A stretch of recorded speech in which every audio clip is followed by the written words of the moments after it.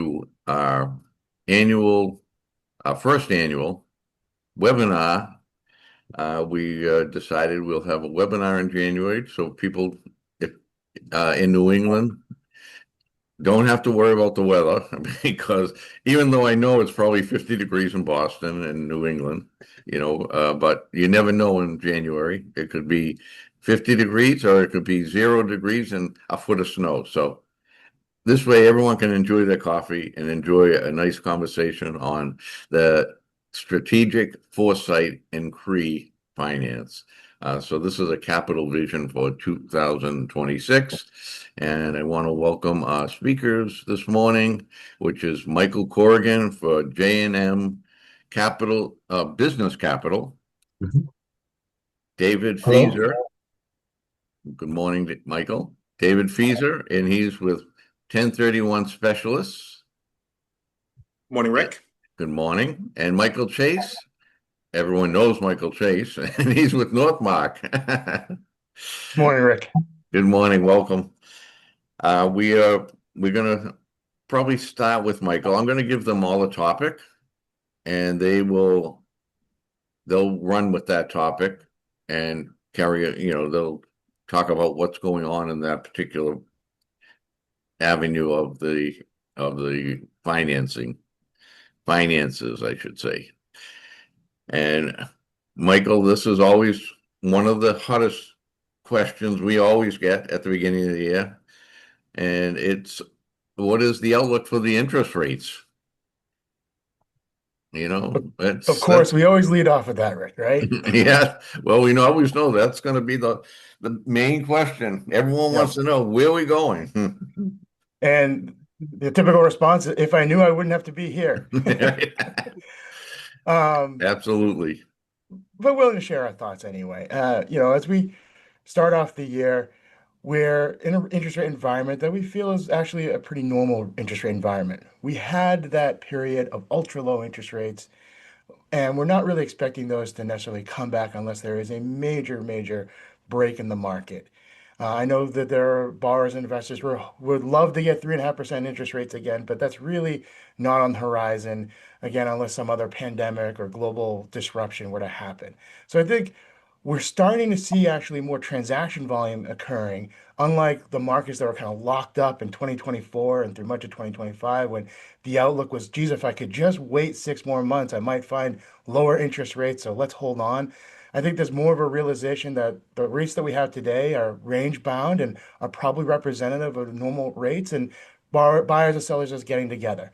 In terms of our outlook, we're seeing a steepening yield curve. So um, we would tell our borrowers that now is the time to act, especially if you're a long-term borrower. There's upward pressures on long-term rates, whether that be deficit spending, more more bond issuance, both globally and corporate, municipal bond issuance, adding new supply to that part of the market. So I think where spreads are right now being ultra tight and where rates are and the upward pressure that we see maybe going forward throughout the year, today is the time to act for your long-term borrower.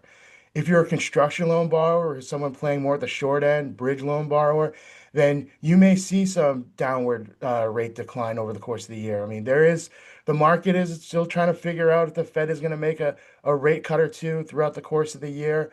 Um, but that's still, in the picture. And if that happens, those short-term rates could certainly come down a bit. So it could make those floating rate construction loan rates, bridge loan rates, a little bit more attractive. But again, relatively range bound. So, and if you are a construction loan borrower, you do, you still may want to act today so that you can get your project going. You may benefit from a lower floating rate through your project, but you want to get to the end so that you can refinance or recapitalize before those long-term rates go up much further. So Michael, you're someone that is planning a project at the end of the year. You're telling them go for the financing now and don't wait, uh, because we don't know where we're going to be at the end of the year. Sure. If you have something that is, again, targeted to the end of the year, we have many lenders that we work with that can do forward commitments. So you can try to take off some of that interest rate risk earlier rather than waiting for later. But otherwise, if you have something that's just later in the year, you can't do earlier, then you may be beholden to some of that interest rate risk. We're just seeing, as the year moves forward, our outlook is there's upward pressure on treasuries, again, through deficit spending, additional supply of corporate bond issuance, what have you, and spreads. Right now, spreads are relatively tight. However, there could be some upward pressure on spread or widening of spreads, again, through some of those mechanisms. We had record corporate bond issuance last year, expected to have record corporate bond issuance in 2026. When you have new supply, that can widen spreads. Again, I'm not really saying that the rates are going to fly away. There's still some things that could, cap rates or keep them, again, range bound. But if we were asking for a trend, where do we see long-term rates headed? I think the direction is more likely upwards as over the course of the year than necessarily downwards. That's very positive. You know, in past years, it was always like we don't know where we're going here, but you're giving us a very positive outlook for the capital gains and capital rates going forward. We just think that today's rates are historically, I mean, again, you had those 3.5, sub 3% rates that were available 5, 7 years ago. But, you know, just where we are today, these are normal rates. There is a wide range in rates. I mean, uh, just on Friday, I helped a client lock an industrial portfolio at 5.14%. Yesterday, our office locked on a multifamily deal with a Freddie Mac loan at just over 5%. We also recognize that there's some bank financing. If you're doing a small loan with a local bank, you might be at around 6%. So there is a wide range of rates out there, but institutional borrowers, good quality real estate, those rates are available in the mid to low fives, and then middle market deals, maybe upper fives, low sixes. So so there's plenty of capital or funding available. The money is out there. Yes, certainly. Lots of dry powder from all the different lending types because mortgages are still providing a great relative value to their alternative investments. So the lenders are out there, they're wanting to lend. The banks, short-term rates remain elevated until the Fed makes more cuts. So they're actively looking for construction loans, bridge loans to do those deals because that's where they're getting some higher rates. They're getting higher rates on their construction loans than they are on their perm loans. But they're still careful in their underwriting. They're still careful about their sponsors. So you still have to have the right project, the right sponsorship. But if you check the boxes, there's plenty of capital available. Well, that's all positive news. Great news, actually. Um, Let me just, before we continue on, there's someone that would like to get on here, and I want to just make sure she gets in. So we're gonna have to have a little pause in the action for a couple of seconds. Okay.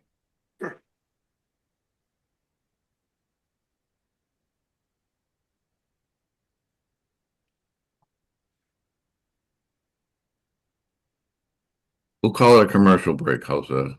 Mhm. This is normally when you thank your sponsors, Rick, right? Oh, that's right. That's what I'm going to do. Uh, Thank you for reminding me, Michael.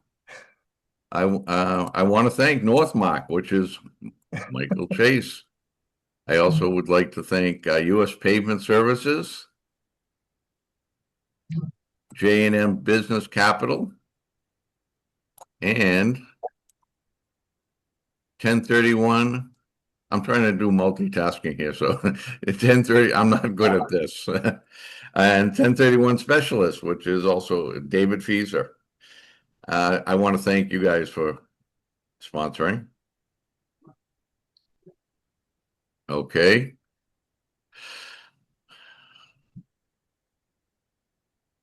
Message is sent.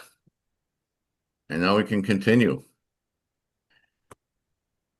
I apologize for that.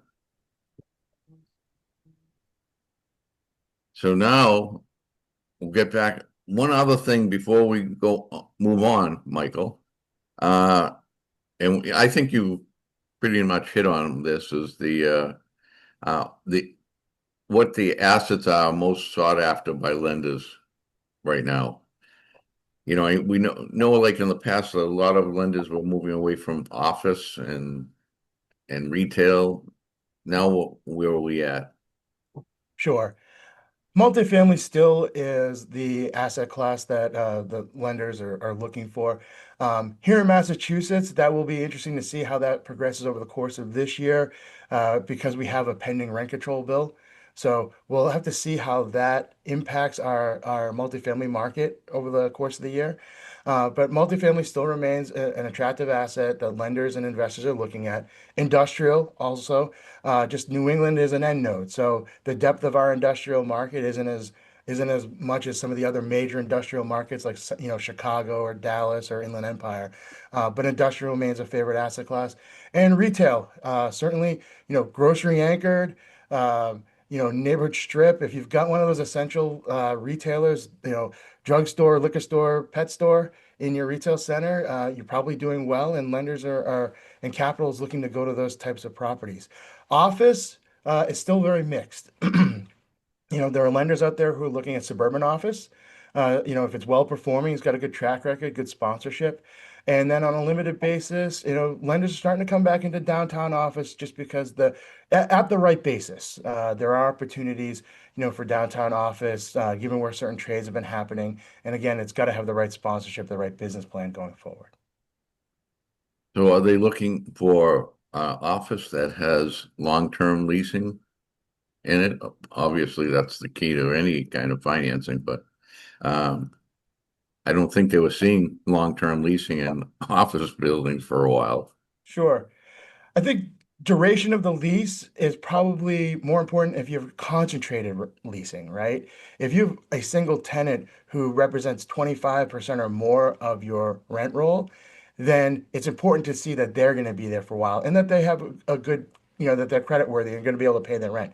If you have a good diversified rent roll where no tenant has that concentrated, exposure, then you want a diversified rollover schedule. You don't necessarily want them, you might have them all 5 years or longer, but if they're all running 7 years and they all roll at the same year, that's not necessarily a great picture either. So you'd rather have them nice and staggered and evenly spread out. Right. Okay. Thank you, Michael. Welcome. Now we're going to move on to Michael Corrigan, and we want to talk about private lending, which Sure. is something that you specialize in. Right. So tell us a little bit of what's going on in that sector of the finance.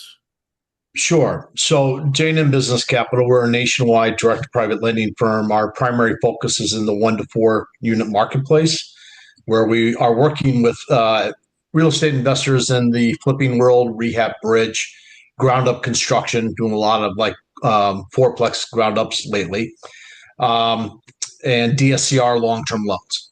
I agree with Michael in regards to bridge lending. We actually have had drops in our bridge rates. We're bringing them down into the 9s for well qualified investors. And also to go off of Michael in regards to rates, we're typically seeing the 6s in our term loans. That's very typical today.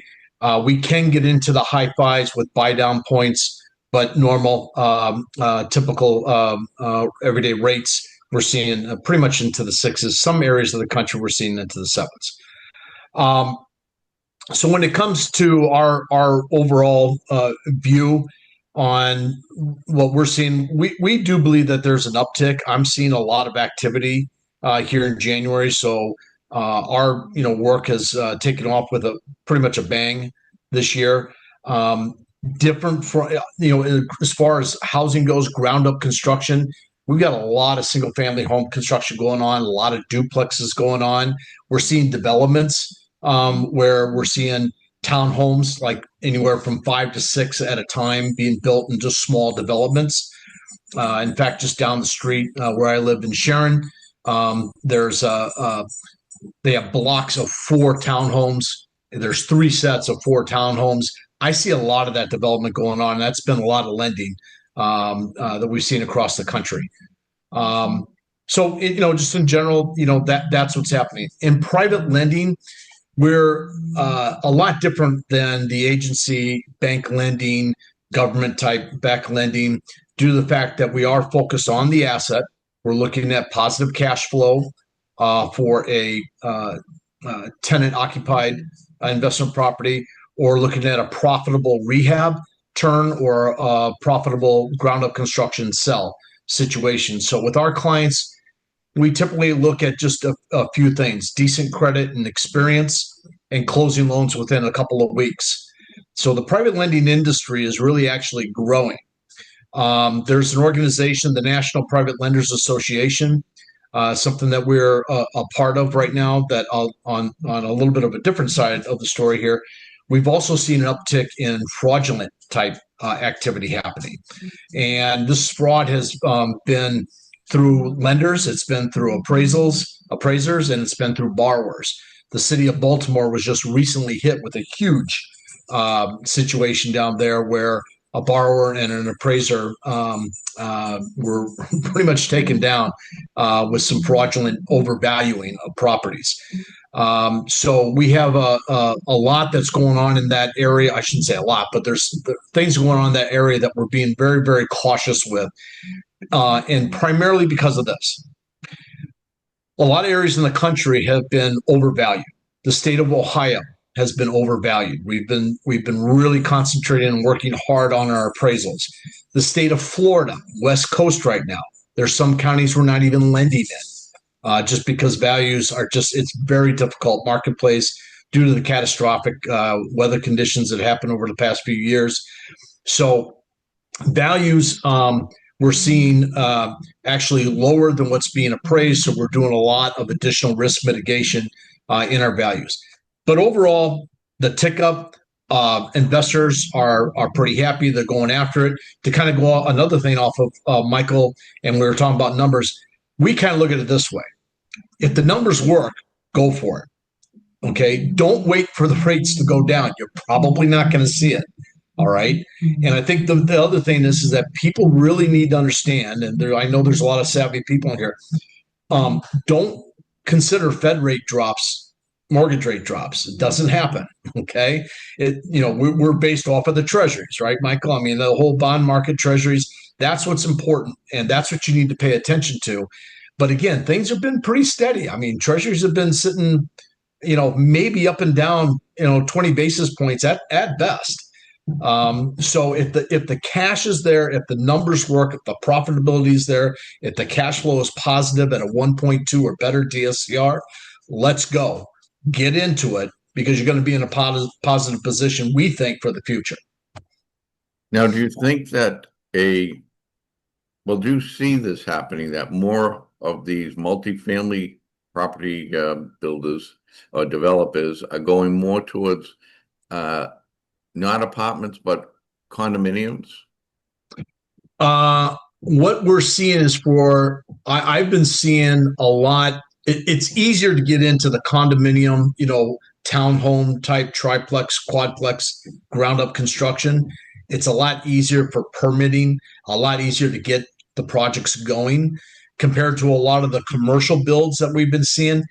It's taken months and months and months. And also just due to some of the new regulations, especially like in Massachusetts, where you have the regulations on all electric, and you're waiting for power grids to be provided to certain suburban areas to be able to build new multifamily construction. It's taken a long time. So we are seeing developers finding that land, and instead of building that multifamily, doing the townhome development, again, doing those 4 and 5 pod townhouses and building up on that. Sometimes they're even doing a mix, Rick. We're looking at what I mean by mix is selling some, but then renting others.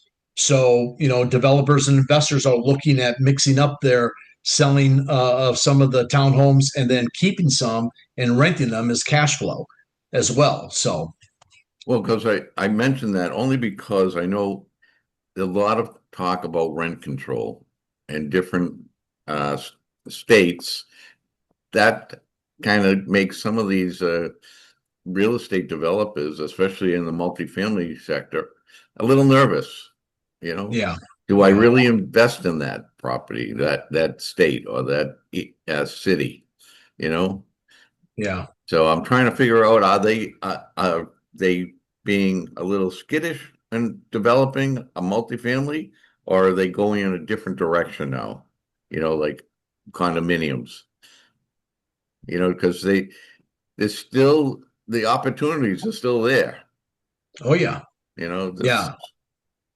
Yeah. And and I'm and I'm sorry, just yeah, go one ahead. last thing is now is probably a good time if you are going to be going to develop condominiums because you got the right interest rates and you have the multifamily market slowing down because of them being skittish of developing in the certain markets. So I don't know. You Yeah. guys might see it better than I do. I mean, Michael obviously will have a perspective more on the larger commercial side of things, but in regards to the smaller 1 to 4 unit condominium townhouse fourplex type ground up, really it's speed to close, speed to finish the project, and speed to cash out, and that's where we're seeing success with our developers. And I'm not hearing a lot, but again, most of my clients are really focused in this area of 1 to 4, but I'm not really hearing a lot that want to get into larger developments. Obviously, we know of the guys that are part of this organization and part of our group here that do a tremendous job in doing the buildup of the commercial side of things. But yeah, on the residential, again, I think it's just speed, um, less regulation, and being able to have options of decent cash flowing properties. So I'm not seeing a super amount of rent control issues. Not right now at this point. I'm not hearing my clients talking about it. I think it's a story that's out there. Things are happening, but I'm not really hearing some negativity with that. Okay. Yeah, I really like this conversation because everything turns out to be very positive, you know, and that's a good sign for future of the 2026, Yeah, well, So, we're but we're anticipating a pretty good year. Of course, I'm always the ultimate at being positive with things because that's what we want. But right. seriously, in regards to the marketplace, we think things are going in a very good direction. And David, I haven't forgotten about you. We're going to get to you. I just want to go back to Michael Chase because I want to. You might know a little more, or you might be seeing a little more about the multifamily sector of the business if they are slowing down or skittish in developing and with all the talk of rent control. Sure. So in the multifamily side, you have a lot of different forces that are happening. But you're still seeing projects move forward. And part of the reason why you're still seeing projects move forward is it's too costly to just land bank and sit on them, right? So the entitlement process is so long and the cost is so long to just sit there that you are seeing different projects, across states still moving forward. In terms of rent control, projects that have affordability to them or are affordable, those can move forward because the rent control doesn't apply to them. And the rent control bill, in terms of new developments, there is a 10-year grace period for new development. Now, not saying that that doesn't stop some developers because they realize even if I've got a 10-year grace period on a new development, it's still going to be, my numbers are still going to be impacted over that 10 years if the rest of the market is under rent control. And it's still going to impact the potential exit. So I think, we're still very early in the year. Rent control, we know, has been, as a ballot question, has been certified by the Secretary of State. That's right now it's in front of the legislature for their endorsement. It's being challenged in front of the state Supreme Court by the various housing groups and trade organizations that are trying to impress upon the legislature the dangers of rent control, what it can mean in terms of removing capital investment for housing and creating units, which is really what Mhm. we need to create as many units as possible. And rent control would, prohibit that or impede that. And then also the impact of rent control on municipal budgets. Because if you take away those increases in values, those increases in rent, you're going to impact municipal budgets and their ability to pay for their fire, their teacher, their police, what have you. So it really won't be until mid-year that we know for certain that the question will actually be on the November ballot. By then, we'll start to see more data points. Are we going to see developers pull back? They're already kind of dealing with some softness in certain areas in terms of occupancy and rent growth. I mean, for example, Massachusetts, a lot of students, international students especially, who come to our universities and higher education, and that population has decreased. Um, over the last couple of years, again, due to various things and moves by administration and what have you. So they're already starting to see some softness there in occupancy and in rent growth. So they're already facing that challenge. Um, so it's still a wait and see as to see how different developers will react because and maybe this might be controversial, but even if it was to get onto the ballot in November, and even if it was to pass, that doesn't necessarily mean it gets enacted right away, right? Because it wouldn't be the first time for our legislator to necessarily go against the will of the people. And there are plenty of ballot questions that were passed even in 2024 that still haven't been fully enacted yet. So there may be developers out there willing to take that risk to say, hey, I know it's out there. It's something, well, maybe it creates an opportunity for me. It means that I can get into a deal a little cheaper by the guy who's a bit more, from a guy who's a bit more conservative and more worried about this than I might be. So it's still a wait and see. It's something that we're going to certainly keep an eye on to see how it affects the multifamily space, especially. Now, what about refinance? Rent You know, control in terms of refinance or refinance in general? refinance because of, it's not just the refinance. There's a lot of things going on in this country. And one of the things is you have like in New York City, where now they have a mayor that is telling people that we want you to have free housing, free everything. That how does that affect if uh, if a property owner wants to refinance their property, you know? Sure. Underwriting right now is probably a little bit more on the conservative side, but it's starting to loosen. All of those things, depending upon where the property is, what the surrounding dynamics might be, they're all going to be taken into consideration, right? There are going to be properties that have done well, that have increased rents, that have good forward-looking projections, that are going to be able to refi and maybe even get some cash out refi.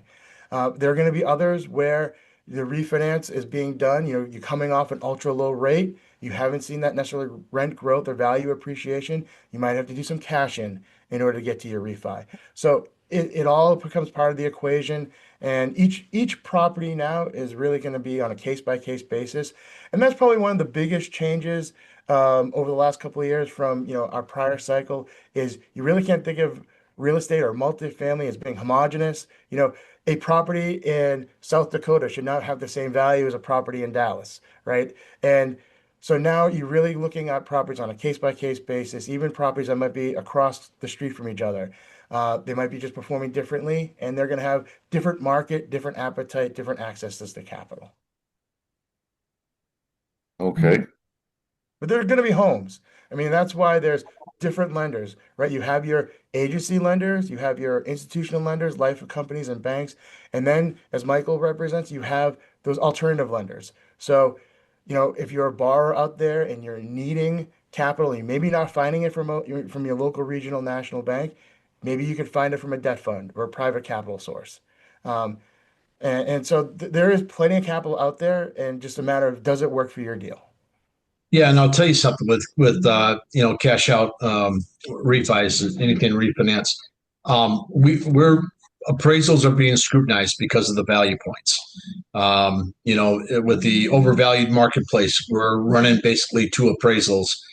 We have an internal appraisal team that's reviewing. I actually just ran into a situation where the internal team found 20% difference in the field appraiser, but the data points were incredibly right on and disputed the field appraiser. And in our world, we're take term loans and they're sold to the secondary marketplace. So there's those buyers are really buckling down in regards to the values of these appraisals. So it's very important for us as a private lender that we're really digging into the appraisals, doing secondary reviews internally, and making sure that we have numbers that are accurate in order to not have callbacks, buyback type situations. Okay. Well, that all sounds somewhat good. But I want to, before we get to you, David, I want to just mention to anyone that's attending and would like to ask a question, they can go in the Q&A and put in a question for any one of the speakers or for all three. And I also want to thank our sponsors, Northmarq, J&M Business Capital, and 1031 Specialists, as well as U.S. Pavement. Now we'll get to David. David Fieser from 1031 Specialists. Now, like I said to you earlier, David, when we talk about 1031 exchanges, you can talk for an hour and a half or 3 days. There's so much, and there's so many people have so many questions about it. Now, and there was a change somewhat. I don't think it was a major change from 2025 to now 2026 in the 1031 exchange. Well, there hasn't been really any major changes in the 1031 exchange last year to this year.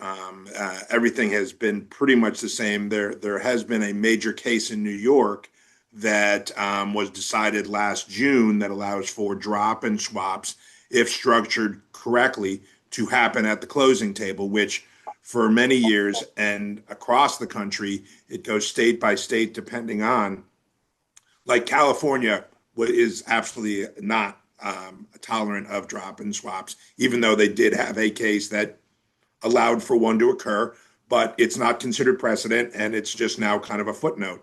But here in New York, that is a major change. Pardon me. So that has been a major change here in New York for long-term ownership of partners or multi member LLCs. That has become something that I think is going to change the ownership of those type of properties. But in terms of lending and things along those lines, I believe that last year was slower than most years because for 1031 exchanges is because if somebody owned a piece of property and they had to replace that debt, which is a requirement in the 1031 exchange, you either have to match or replace that debt on your replacement property. And if you're at a historically low rate and you go to buy your replacement property and now it's much higher, it maybe does or doesn't pencil out, and that becomes a little bit of a problem. And I think that has held back a lot of the deal velocity, which is what 1031 exchanges really thrive on. The more deals that go down, the more exchanges that occur. But even so, right now, at this point in time, there's still historically have only been about 15% of all commercial sales are 1031 exchanges. We think that should be much higher, and people should look much harder at doing a 1031 exchange and the value that it brings to compounding wealth over time and over the life of the asset for sure. So I think that now what both Michaels have said, we have reached a historic normalcy in rates. People got way too used to these low rates, and if you've been alive for more than 20 years, 30 years, you don't have a lot of you have a lot more perspective on where rates might be at this point in time.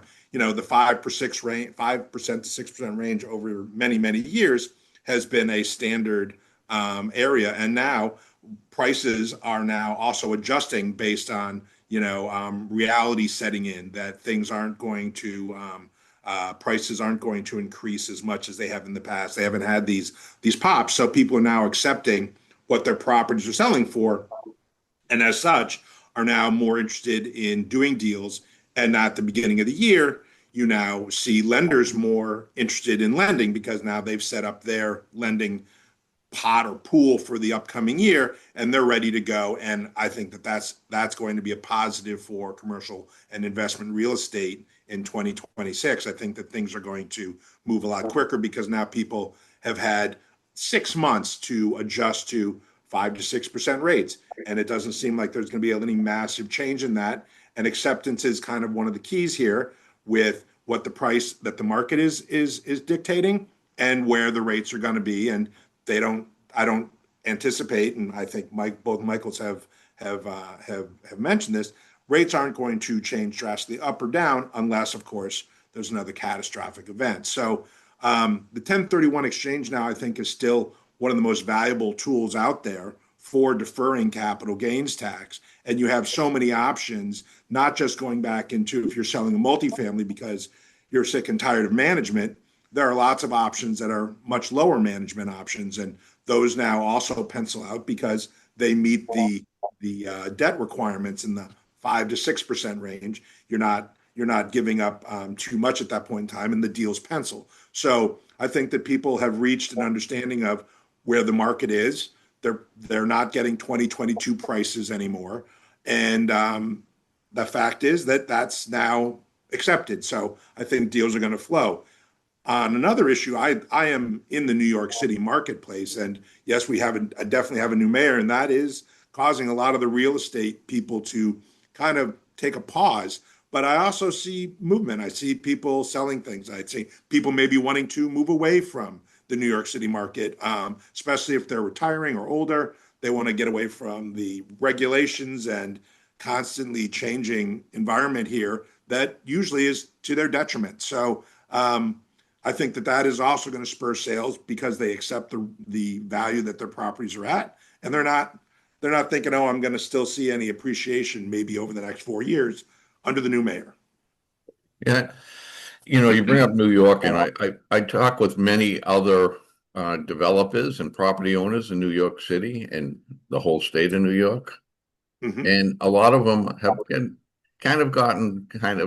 like you said, with all the regulations and all the, tax for this, and then they've got a tax for that. And then, they put in so much that they'd say, you know what, I can sell this. I could buy in Florida a much nicer, more efficient property than I have here. And I cut out half my headaches, not all my headaches, but I cut out half my headaches. So are you seeing a lot of that going on in New York? Because I hear a lot of that going on in that.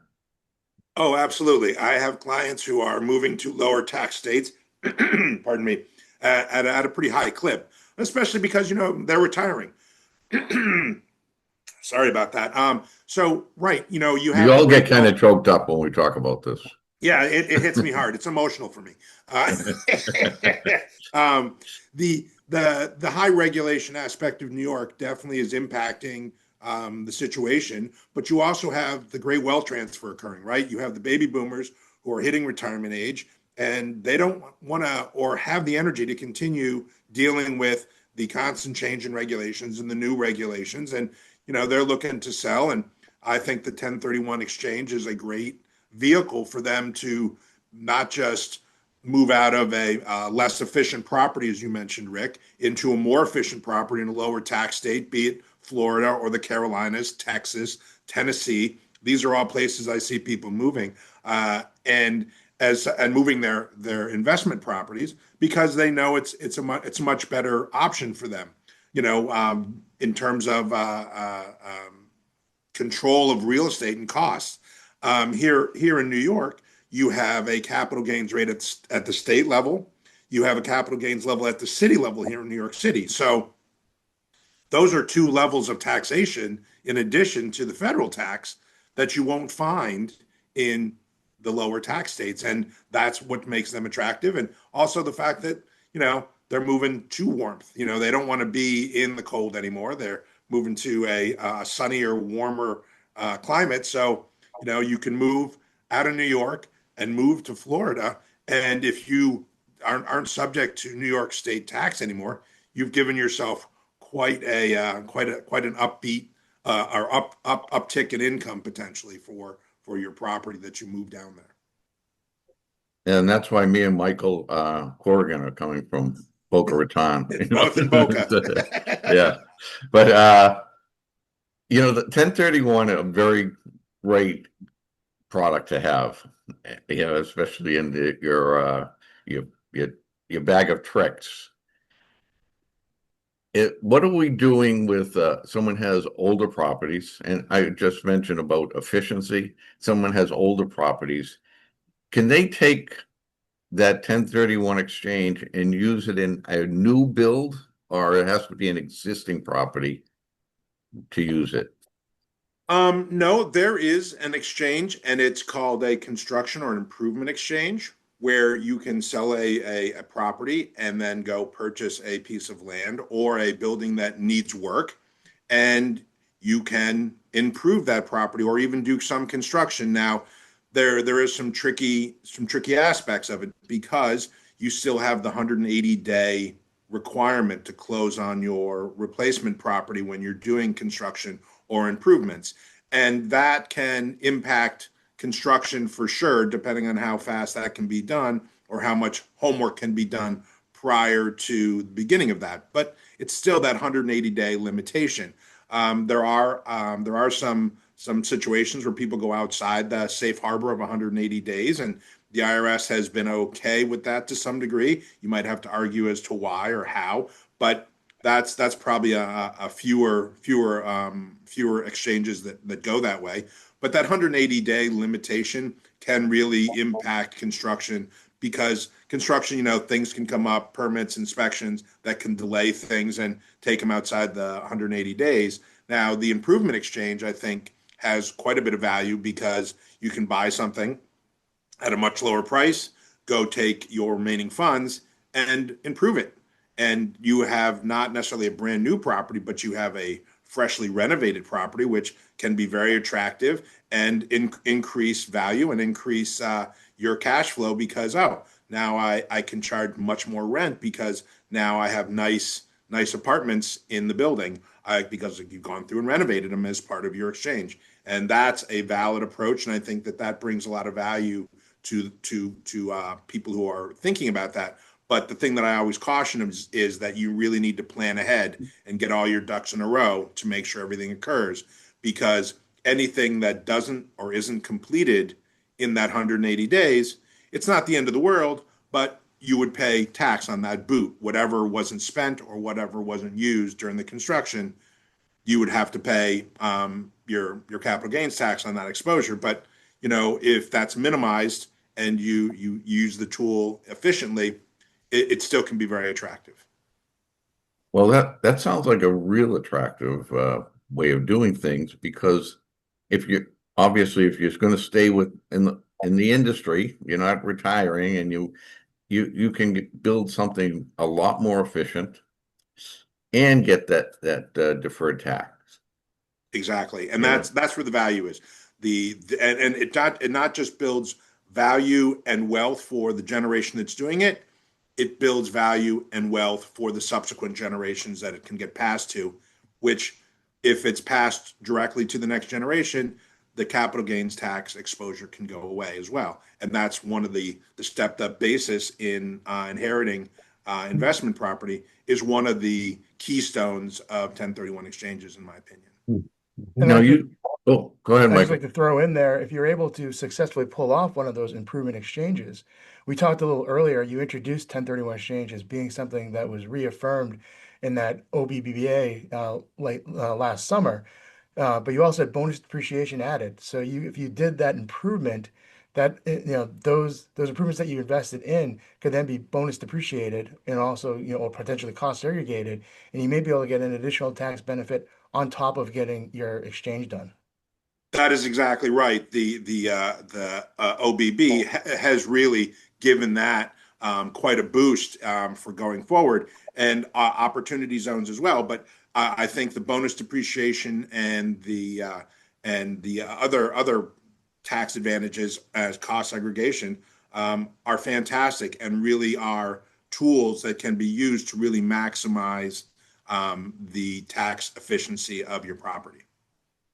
Now, do you see a lot of property owners changing their philosophy on how they are operating, as far as, don't hold on to this property forever? Let me move off of that property, move into something else, Well, I think what I see here in New York is, again, people wanting to not deal with the three T's: tenants, toilets, and trash. That, especially as people get older, they really don't want to deal with that. In addition to the regulations, right? Rent stabilized properties here have lost quite a bit of value because of a law that was passed in 2019. If you own a rent stabilized property here, you could have lost, 30, 40, 50% of the value pre that legislation. And now those people, they don't see it coming back very quickly. But there are people out there that are purchasing those properties because they see them as being on sale now, because you can get them at 9, 10 caps. And that wasn't even remotely possible before. And, the current owners are probably seeing a 3 cap based on what what their financial interest in the building is. So, that is a motivating factor for sure, that people want to, try to get away from some of the hassle and move into real estate that is much more management friendly or management non-existent. So it's a win-win on both sides. The buyer Correct. who is buying it on a fire sale almost, and then the owner of that property buying in a 1031 exchange in another market, reaping those type of benefits, that he was looking for in the state he's leaving.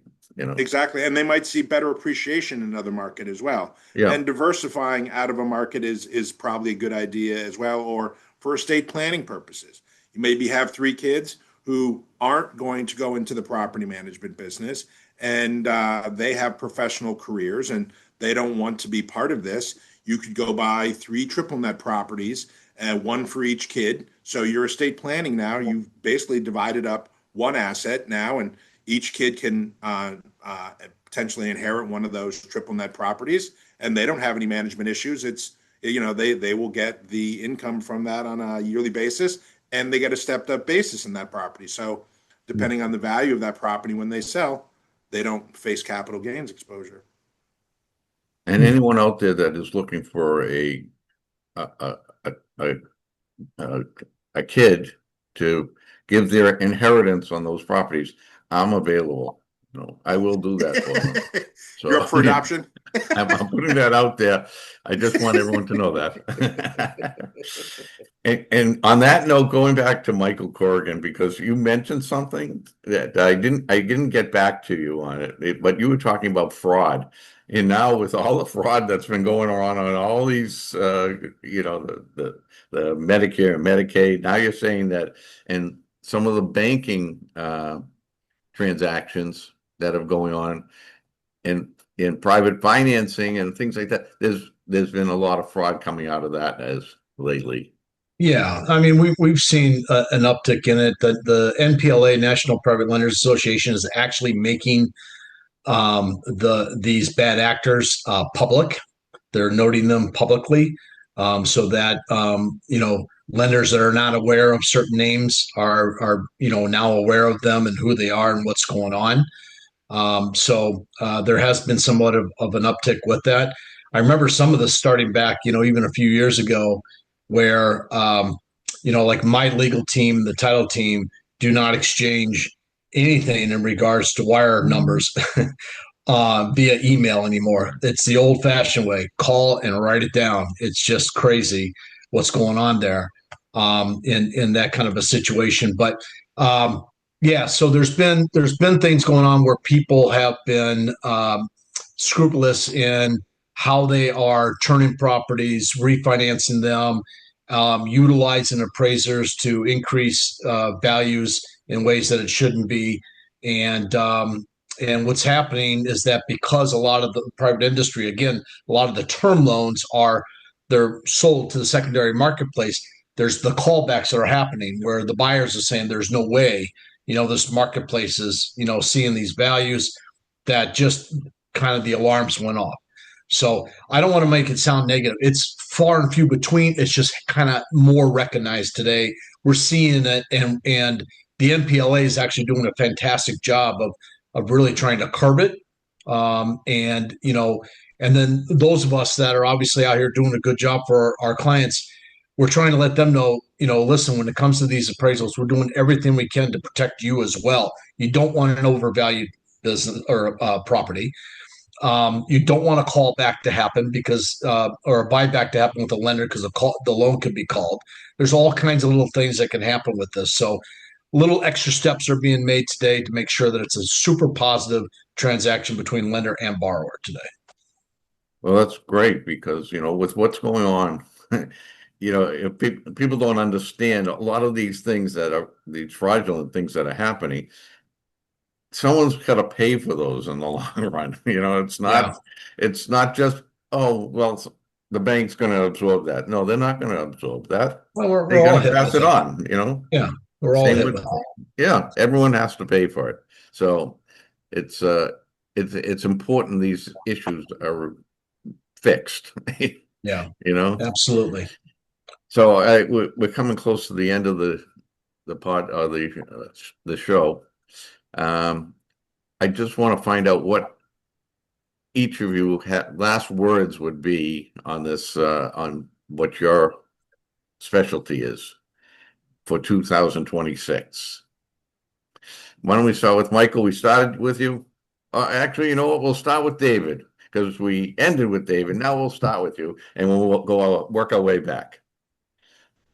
Okay, well, Rick, I see a positive outlook for 2026. I think a lot of people are upbeat about what the real estate market is going to be doing. And again, in the 1031 world, the more deals, the more deal velocity. That means more 1031 exchanges. But I'd also like to advocate for more 1031 exchanges in their own right. I mean, I speak to brokers who have listings, and they say, "Oh, the owner's old, and he just wants to pay the taxes." And I try to convince them, let me speak to the owner and give them some insight as to how they can preserve that equity, pass it on to the next generation, and potentially even make more money than they were from the property that they're selling. So I think that 1031 exchange is an incredible tool that not doesn't just apply to wealthy people.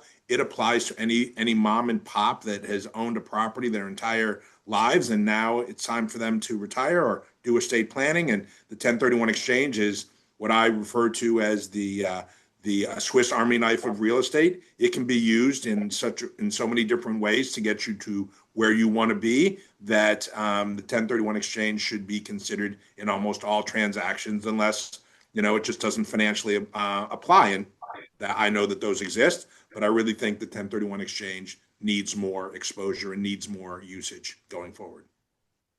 Yeah, now you're you're dealing with the Northeast right now. Well, what we're talking on here, Mm-hmm. and a lot of older property owners. I mean, I know some property owners. They're in their 90s.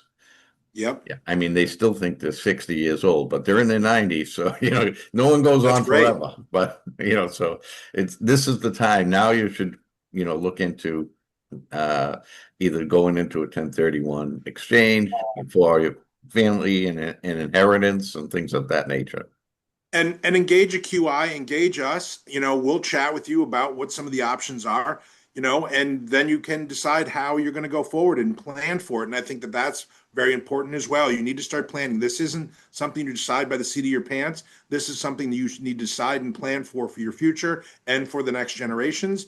And the more you plan, the better chances you have for successful exchange and in transactions. And I'd just like to add that 1031 exchange, it is really, it one of the most powerful and unique aspects of, real estate as an asset class. The 2017 Tax Cut and Jobs Act took away 1031 exchange for all these other asset classes. You could, there was a time when you could use 1031 exchange for your collectible car or your mutual Yeah. funds. You can no longer Art. do that. Now Yeah. it's all about real property. So real estate as an investment class, we still have 1031 exchange available to us, is an incredibly powerful tool. The old adage, the ultimate tax plan, defer, defer, defer, and die. And Yep. use that step up basis and pass it on to your heirs. 1031 again, it's such a powerful tool and such an advantage for our industry and for our asset class over others. See, David, you got to take Michael Chase along with you. Yeah, He's a yeah. good Hey, advocate for I you. love it. I love when people get on board with it. It's unfortunate that there are still people who don't know that much about it. And I talk to commercial brokers who don't discuss 1031s with their clients who are selling investment or commercial property. And it's staggering to me that it's not part of the everyday conversation. Okay, thank you, David. And David Feeser, he is with 1031 Specialists. And at the end of this podcast, this isn't a podcast, the stream show, you will see the ending will have all the information on how to get in touch with each one of you. So if people watch it right to the end, there'll be all that listed. This is also going to be sent.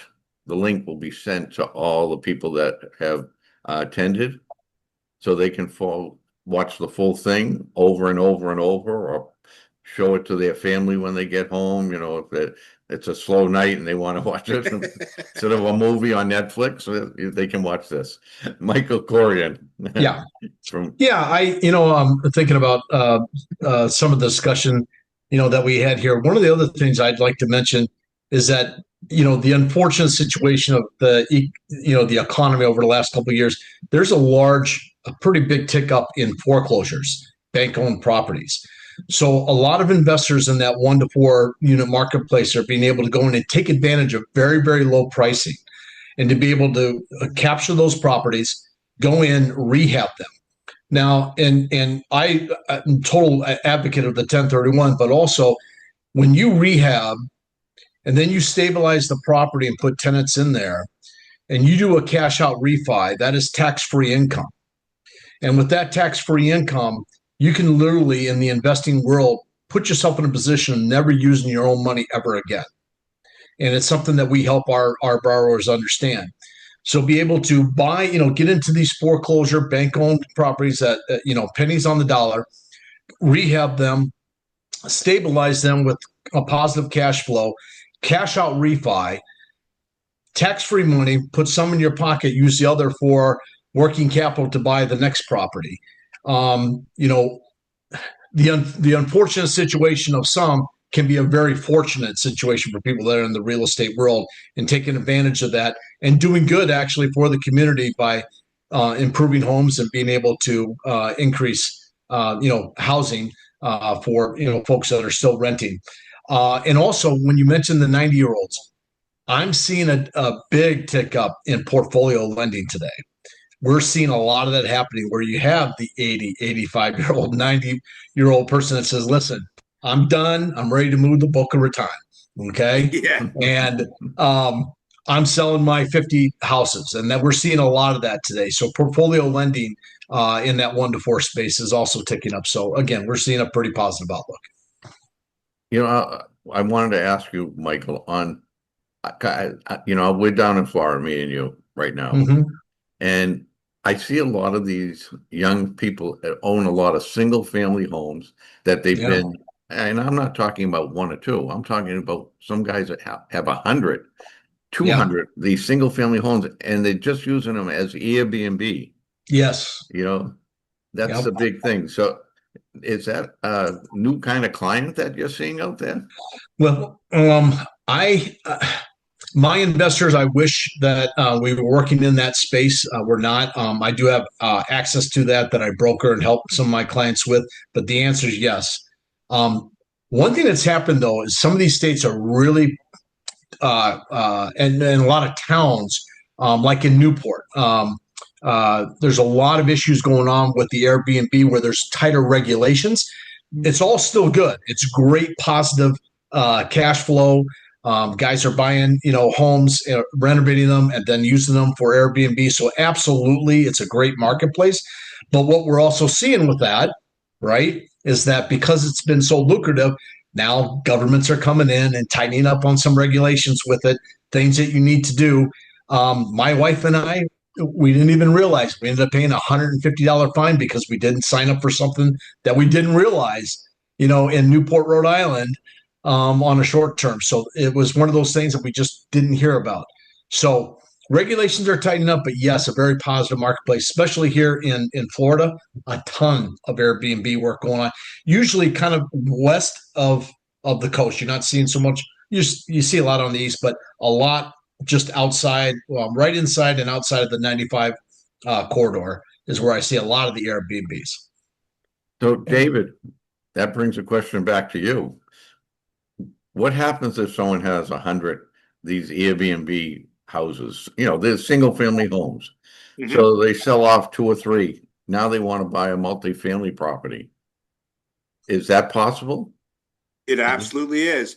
You're going from one investment property to another investment property. And that's one of the biggest misconceptions in the 1031 world is like kind means if I'm selling a multifamily, I have to buy a multifamily. That is not the case. You go from investment property to investment property. And that can be a self-storage unit or short-term rentals or multifamily, office, land, you name it. As long as you're holding it as investment, it's a 1031 eligible. Fantastic. Thank you. And just to Now, talk about Michael. extended stay for a little bit, Michael mentioned how there are some additional regulations surrounding extended stay, like like Airbnb, what have you. However, again, we go back to the One Big Beautiful Bill Act, the bonus depreciation. Some of these Yes. tax benefits are, for real estate income for investors is some often classified by the IRS as passive income.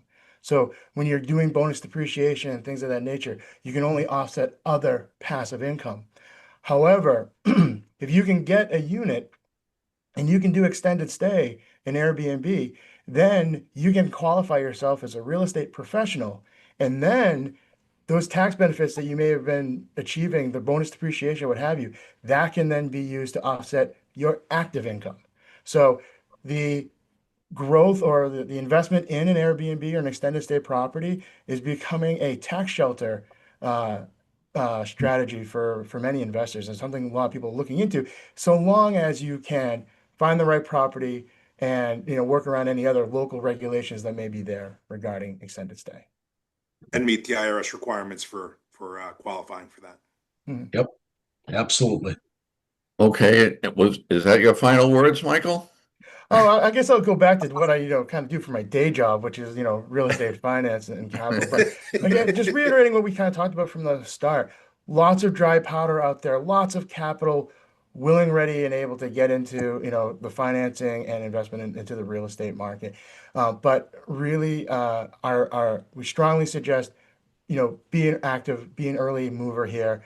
There are potential regulations with Basel III that might get introduced at some point in 2026. You have the election cycle at the end of November. There are still some uncertainties going on out there. So again, act early. If the numbers work, the numbers pencil, then don't wait. We're excited to see with some of these new tax incentives that new and renewed tax incentives from the OBBA, how they may impact our industry, help support or influence some more transactions. But again, we're very positive in terms of the outlook for the upcoming year. We just, again, advise clients act soon. Well, I think it was a fantastic group of discussions. Hit on quite a bit, and actually talked about a lot of things that people have been concerned about, as well as things that they shouldn't have to be concerned about because things are going in a positive direction as of right now. So I want to thank all of you, and I want to introduce you one more time before we go. Michael Chase from Northmarq, David Fieser from 1031 Specialist, Michael Corrigan from J&M Business Capital. I want to also thank them as sponsors. We got Northmarq, thank you. We have 1031 Specialists, thank you for sponsoring, and J&M Business Capital, I want to thank you all, and US Pavement for being sponsors for this webinar. And like I said earlier, this is being recorded, and the link will be sent to anyone that is registered, and they can then share it with anyone they want to share it with. They can go back and forth and watch whatever they missed, or if something that hit them and they want to revisit it, they can do that as well. So, this will be helpful in their future for the 2026 year. Again, thank you all. And like I always say, until next time. Thank you.